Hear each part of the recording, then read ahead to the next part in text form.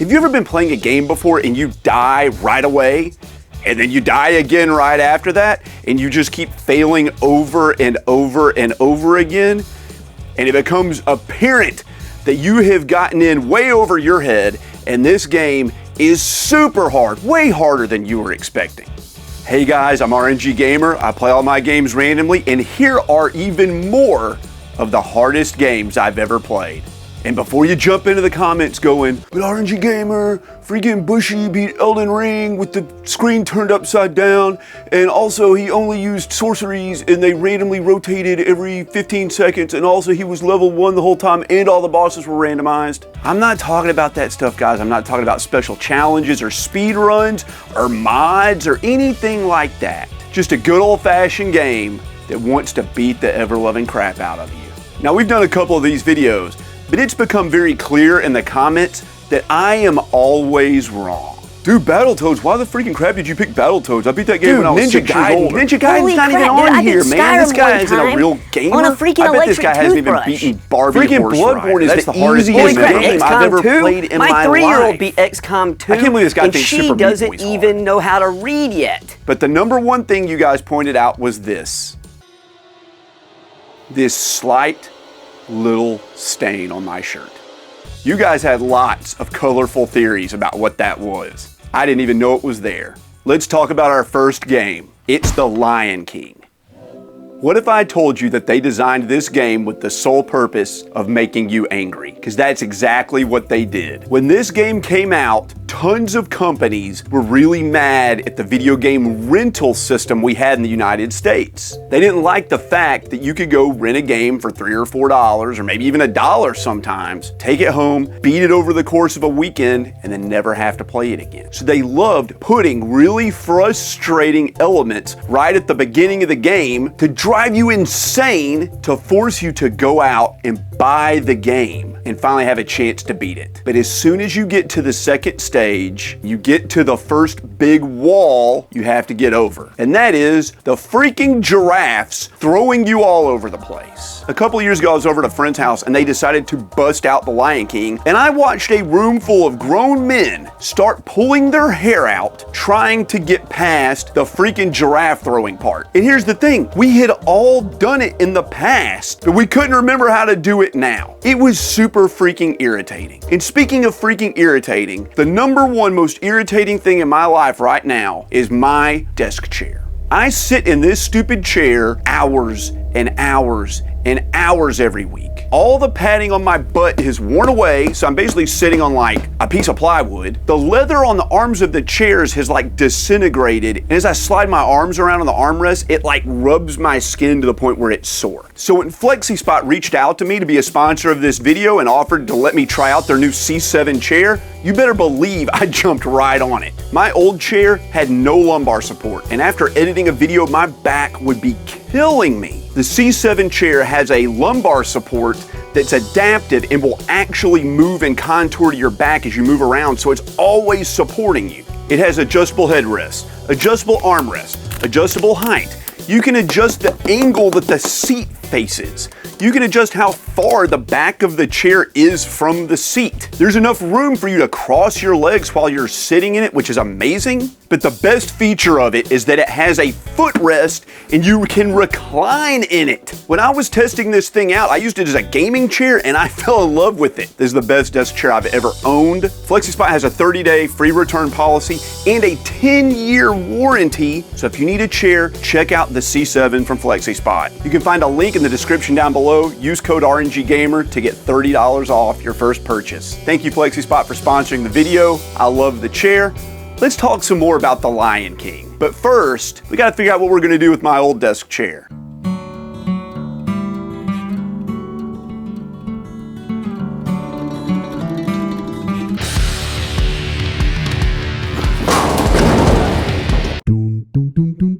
There are like, I don't know, man, 50 giraffes sitting around in this area, and you jump up into their mouth and they toss you around the stage. You can bump the giraffe and change the direction it's going to throw you. And what you have to do through trial and error is hit these freaking giraffe heads and try to make them throw you in a pattern that will let you get past. But the issue is, a lot of the giraffes are red herrings. They don't throw you where you need to go. They throw you in some weird area where you have to like bump another giraffe head to get back to the start. But because you bumped that one, now it's out of alignment. So you have to like strategically go through the wrong sequence to hit the freaking heads to get them lined up. Meaning you need to fail several times to get to the point where you can actually have them ready. You can't hit giraffe head 1 and 3 and 5 and get through. You have to skip giraffe heads 1, 2, 3, flip 4, so you can then flip 5, then have number 6 throw you back to number 1, then flip number 1 and have it throw you over to number 4, then flip it and have it run over to number 6 and have it throw you back to number 1, and then you flip number 2, and then that'll throw you to number 7 and you flip that one. And it's just like that crap over and over and over and over again. It's like a freaking calculus problem when you're 7 years old. Now this section isn't that hard, it's just really irritating. It puts you in a bad mood before it throws you into stage 3 where you have some more kind of semi-clunky platforming. But the part of this game that drove me the craziest was stage 4, where the game goes into it's not first person, it's not third person, it's second person. Like I'm talking to you right now. Simba is running towards the flipping screen. He's got all this crap chasing him. But the issue is, most of the crap you have to dodge is off the screen. You can't see it. It's coming towards you, and it gives you some prompts, but it's really hard to dodge. It's like driving your car through an obstacle course while only looking in the rearview mirror. This is the spot where I always got stuck when I was a kid. It would go really well. It would be fine like 80% of the way through, and then all of a sudden it just got so fast I couldn't get through it. It wasn't until I was an adult that I finally got past this part. And after that, it's just clunky platforming stage after clunky platforming stage. You get to play as adult Simba. Hopefully you can beat the game. But I never hear anybody talk about the end of The Lion King. It's always like the first 4 stages, and then they're like, I got mad and quit. We all did. We all got mad and quit. None of us could do it. It's an extremely frustrating game. This was designed to be played by kids. 47-year-olds weren't playing The Lion King back when this came out. I mean, maybe they were. I'm in my 40s and I played it. But it's a brutal game that is masked as something that looks like a casual fun experience. And it's anything but that. The first time I played this next game, it was not anything like what I thought it was gonna be. You play as this 30-something Japanese guy who's engaged to this girl named Catherine, with a K, but he meets up and has a one-night stand with another Catherine, this time with a C. Turns out, in this world, if you cheat on your partner, your nights get filled in with these brutally difficult platforming puzzle challenges. You have to climb up this tower and you pull and you push blocks and you avoid obstacles and you avoid the other enemies on the tower. And it is a lot. It is a lot, man. There's a giant freaking monster chasing you half the time. You can only push and pull certain blocks a couple of times. There's spikes everywhere. You can fall off the edge. There are so many hazards on these towers that it's like an insurmountable task. But you eventually get the hang of it and you learn what the game is asking you to do, which is basically just not suck. But I feel like the difficulty curve of this game is higher than what I and a lot of people are able to adapt to. So you hit these roadblocks, these difficulty spikes that feel like they're impossible. And towards the end of the game, there is no margin for error. You just have to be good. There's nothing else to say about it. Just be good. Now, this game's developed by Atlas. It's part of the Shin Megami Tensei series, sort of. It's kind of a spin-off of that. And that series has never been one for shying away from a challenge. But this game is unbelievable. It's a lot of fun. The music is fantastic. And the energy level is really high in this. I loved this game. But I hated this game. And it's kind of a common casual game that a lot of people pick up based on the box art, and they get into something they weren't expecting, like I did. And that's what makes this game hard. It was designed for a group of gamers that like challenges, but it was released and advertised to a bunch of casual gamers. So a lot of people ended up in a bad situation and very frustrated with it. But the game was good enough to win them over. Up next we have a game, probably the most mentioned game in the comments. I got it for my 10th birthday. I beat it as an adult. It's Ninja Gaiden. When I got this game for my birthday, I also got it with the NES Max controller, which is like the least accurate controller you could ever use to play this game. There's not even a D-pad. You have like a sliding little button that you push in. It was awful. It made it way harder. And because of that, I never really got into this game when I first got it. It took me a few years. About every 5 years, I get an urge to go through and play Ninja Gaiden. And I feel like every 5 years, I get a little bit better, but I was never able to beat it until I was an adult. It's a side-scrolling action game, and its claim to fame, and rightly so, is that the enemies respawn. Some annoying enemy will be on a platform, you take them out, you take a step to the left, and they just reappear. Some bird comes flying in from off screen, smacks the crap out of you. You take it out, you jump to the right. While you're in midair, the bird reappears and kills you. Not only that, this game has the dreaded knockback syndrome you see in so many games of this era. You get hit, you go flying back, which isn't very much fun when you're on a bunch of precise and tight little platforms you have to get across. There's just crap everywhere in this game. Everything wants to take you out and everything wants to kill you, and everything is positioned in the most annoying spot it could possibly be put in. But you can get better. You can learn where the enemies are. You can cheese them respawning. If you scoot up in the right way, you can get them to despawn. You don't ever have to fight them. But the most unforgivable element of this entire game is if you manage to get all the way to the end of the 6th world, I believe, the final group of stages, and you get to that last boss, who is a nightmare in terms of difficulty. If you fail, you don't go back to the beginning of the stage, you don't go back to the beginning of the boss, you go back to the beginning of World 6, and you have to play through it all again. That is so unfair. And the only reason Tecmo put that in the game was just to troll you. There's no reason for it. You were good enough to get there the first time. They don't need you to prove you can do it again. They just want you to be punished. That's what it is. They just want to punish you. That's what this game does. It punishes you. But it's good enough to make you want to keep trying. Despite the fact that most people out there in this world love this game, but most people in this world have never made it very far into this game. And what's even scarier is the sequels are even harder. This whole game series just seems to get harder and harder and harder. I would wager that the Ninja Gaiden series probably has the highest total difficulty of any game series there is.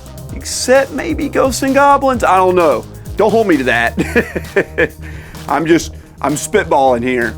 But it is unbelievably brutal.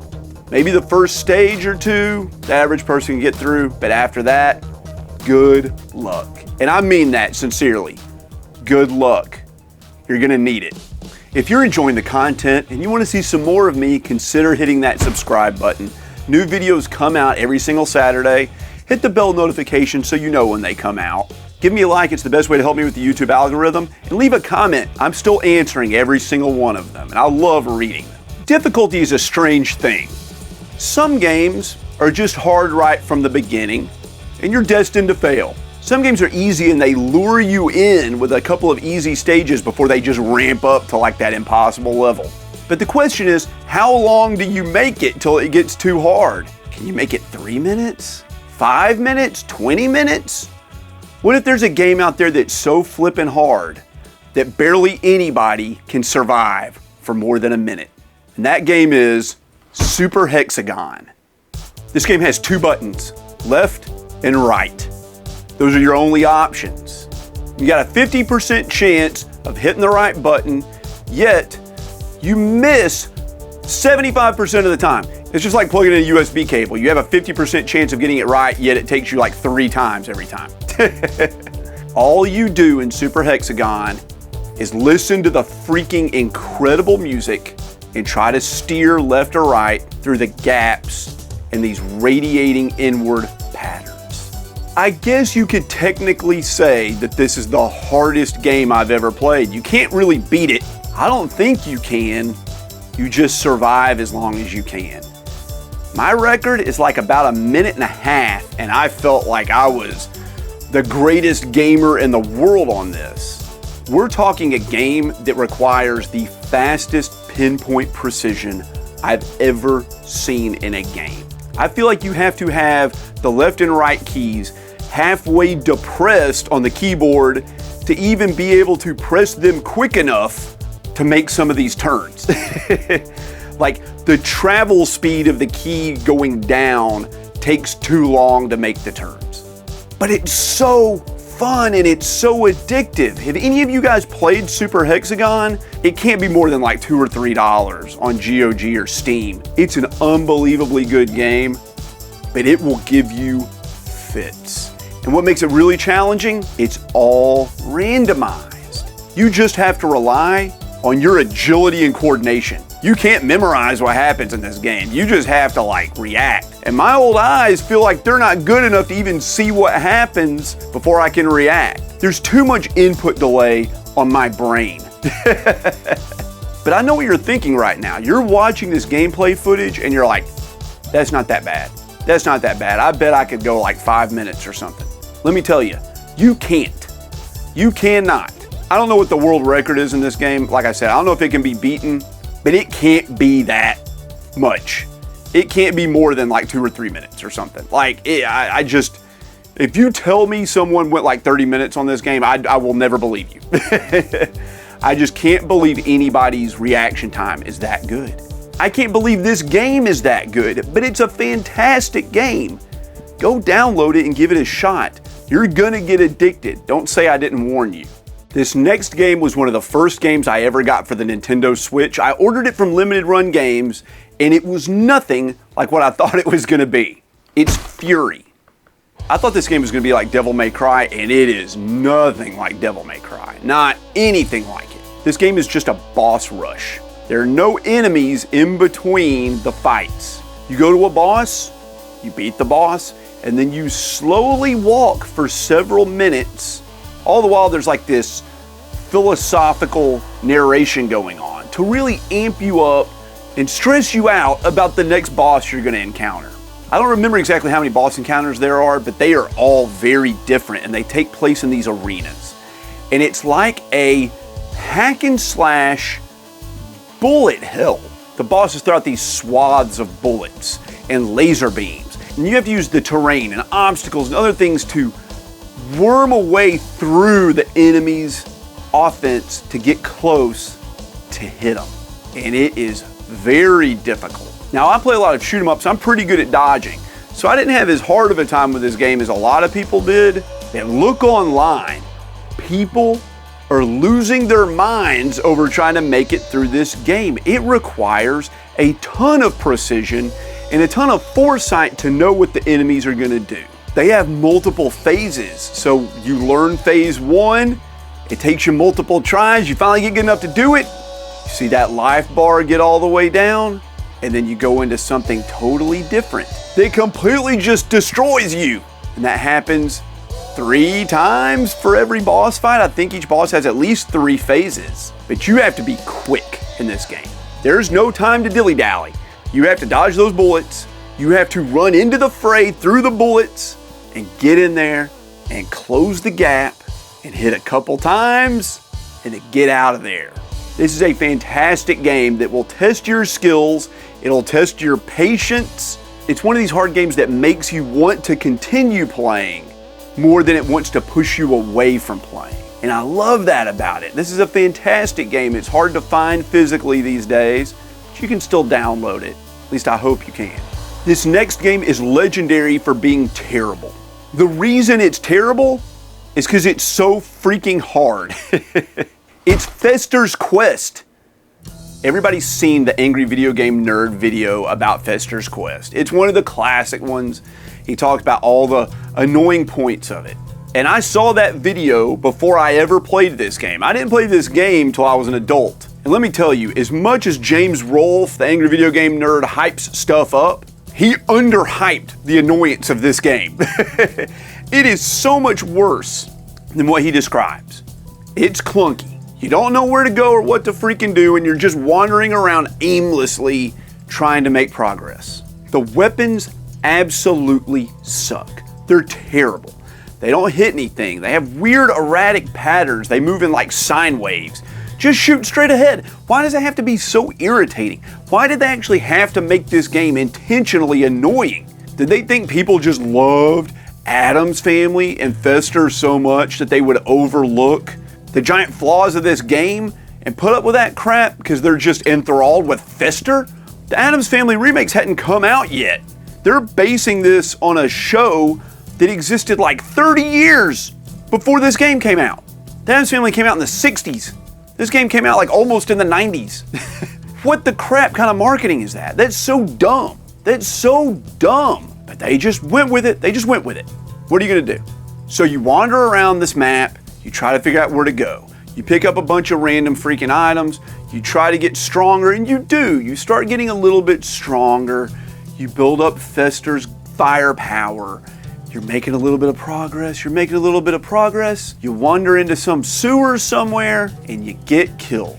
Guess what? You lose all your power-ups and they put you back at the very beginning of the game. What the crap?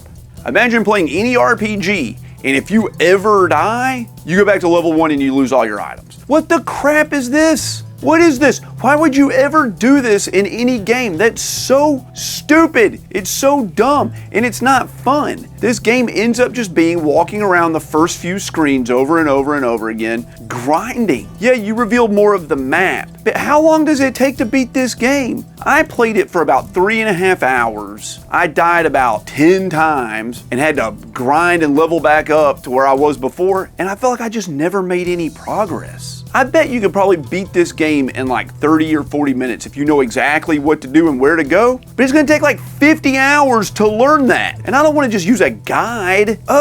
Why? Why is it so hard? The reason it's hard is because it's poorly designed. That's why it's hard. I don't know, I need to ask you. I know. It's a bad game. It's a hard game. It has very few redeeming qualities. The main reason people play Fester's Quest is to prove to themselves and everyone else that they could beat Fester's Quest. There's so many better things you could do with your time. So many things. At least 3 other things you could do with your time that are better than playing Fester's Quest. You could do the dishes, have an appendectomy done, or actually finish a game that's worthwhile. Because this game is not. It's not a good game. It's not a fun game. But it is a hard game. Now, every one of these videos always has a shoot 'em up in it. I love shoot 'em ups. I always want to include one. And they are pretty much the hardest genre of any game there is. But this game is considered to be by many one of the hardest shoot 'em ups of all time. It's one of the most popular shoot 'em ups of all time. But it's going to wreck you. Be forewarned. It's Ketsui. This is a standard vertically scrolling shoot 'em up done by Cave, one of my favorite developers of all time. It's a 3-button game. You've got your spread shot. When you're using that, you can move quickly. You got your focused laser shot. When you're using that, you do more damage, but you move more slowly. And then you have a bomb button that you use to try to save yourself at the last split second before you die. There's nothing too crazy about Ketsui. It's just hard. Most shoot 'em ups are hard. But what makes this game extremely challenging is you need to get extra lives to be able to beat the game and 1 credit clear it. And I consider 1 credit clearing a shmup beating it. It's an arcade game. You had $30 in your pocket, you could see the end of Ketsui, never touch the controls. That doesn't count. You gotta get through it using your own merit. And to get through it, you're gonna need those extra lives. And the way you get those is you have to score in this game. How do you score in Ketsui? Well, you collect these little chips with different numbers on them. The higher the number, the higher the score multiplier. How do you increase the score multiplier? How do you increase the number? You get up right in the freaking face of the enemies. It's a risk-reward system. You hang back, you might be a little bit safer, but you're not gonna get enough points to get that extra life. You get up right in the enemy's face, they might blast you from point blank range or fly into you, but you kinda have to do that sometimes. I was able to do it by hanging out kind of in the middle of the screen and feathering between those two strategies. That worked for me. I was able to get the platinum trophy in this game. But it is so very hard, and much like any shoot 'em up, it has a rank system. The better you do and the more successful you are, the harder the game gets. It throws more bullets at you, it throws more enemies at you. The enemies are faster. The enemies sometimes take more damage, I believe. But dying or bombing, that'll lower your rank. So it's another risk-reward system. Do you want to save those bombs? Do you want to try to build up as many extra lives as you can to have a chance against that final boss? Or do you want to use some of those resources to make the game easier on yourself? I don't know, man. That's a big debate. It's hard to decide. Sometimes the game decides it for you and they take you out. Fair enough. But this game is considered to be one of the hardest games ever made. It's very popular in the high score community. People still play this game regularly and they have mastered it. So if you go online to watch somebody play Ketsui, you're probably going to find a world-class player going for like a world-class high score. But I challenge you, I dare you to dive into this game and play it on even just the easy difficulty. And lastly, we have a game on the PS3 from a series that doesn't get as much love as it used to. It's actually kind of tangentially related to the Nier series. That game is Drakengard 3. This came out right at the end of the PlayStation 3 life cycle. I believe the PS4 was already out. But this is a Musou style kind of hack and slash game. It's kind of a mixture of Devil May Cry with Dynasty Warriors. And it's tough and it's challenging. You can dash, you can dodge, you do combos, all that sort of stuff, but it's not any harder than Devil May Cry. You can do it, you can beat it. What pushes this game over to that almost impossible category is the last boss of the game. This game turns into a rhythm game. An almost impossible rhythm game. You beat the last boss till it gets to its final form and it opens up, it turns into this giant flower. And this beautiful music starts playing. And from the center of the flower come radiating out these rings. And you have to do button presses as the rings pass by. Fair enough, here's the problem. Because the flower is dying, the tempo of the music starts slowing down. So the button presses are slowing down along with it. And if you've ever played music before, playing something really slow is very difficult to play on the beat because there's so much space between the notes. It's slowing down, it's slowing down, it's slowing down. And you're trying to time these button presses as they're floating by. And that's challenging enough. And then the beat drops out. And you have to predict when these button presses are going to happen without having any percussion. Very hard, but fair enough. But then the screen fades out. You can't see the notes. You can't see the radiating rings. You can't see anything. There's no rhythm and the tempo is still slowing down. And you still have to press the buttons. They're hidden in random space. I'm gonna be quiet for 4 seconds and there's a button press in here. You ready? 1, 2, ready, go. Did you get it? Where was it? You don't know. That's the thing. You don't know where the button press is. You can't predict it because there's no set tempo. There's no visual cues. And what makes matters even worse, some of the button presses have to be pressed after the credits start rolling. So you think you've beaten the game. You have not beaten the game. The credits start rolling and you miss a button press, you fail and you have to go back and do it again. Totally unreasonable, totally a troll point in the game. I believe I got the platinum trophy in this game, but one of the trophies is for hitting every single button prompt without missing. There's a YouTube video where a guy went through and like marked where to press the buttons, like unpause the game and hit start on the video at the same time, and they're synchronized. And like you're playing a game on a TV and you're watching YouTube and pressing button prompts as he's giving you like little countdown timers of when to press, like 3, 2, 1, press. Let me tell you, I don't think there's any way you could do this and get that trophy or really flawlessly beat this final boss without watching that video. He obviously had to use like some editing software to figure out where the button presses were. So crazy. And to have to do that at the end of a game that's a pretty challenging hack and slash. I mean, we're not talking hardest in the world, but it's not very easy either. It's just unreasonable. That's unfair. And they troll you so hard. Well, all right, guys, there were 8 more of the hardest games I've ever played. Was it a good list? Was it a bad list? Do you have any recommendations? Tell me down in the comments. If you made it this far, I really appreciate it. Thank you so much. I'd like to take this as an opportunity to thank the channel members and Patreons. You can see their names on the screen right now. If you'd like to become a channel member or a Patreon, you can find the link in the description down below or go over to patreon.com/rnggamer. For as little as 99 cents a month, you get access to all my videos early, member exclusive videos. There's lots of benefits in the different tiers. The best way to help is to watch these videos and like and comment and subscribe. But if you want to help a little bit more, that's how you can do it. Thanks so much, guys. I really appreciate you, and I'll catch you next time.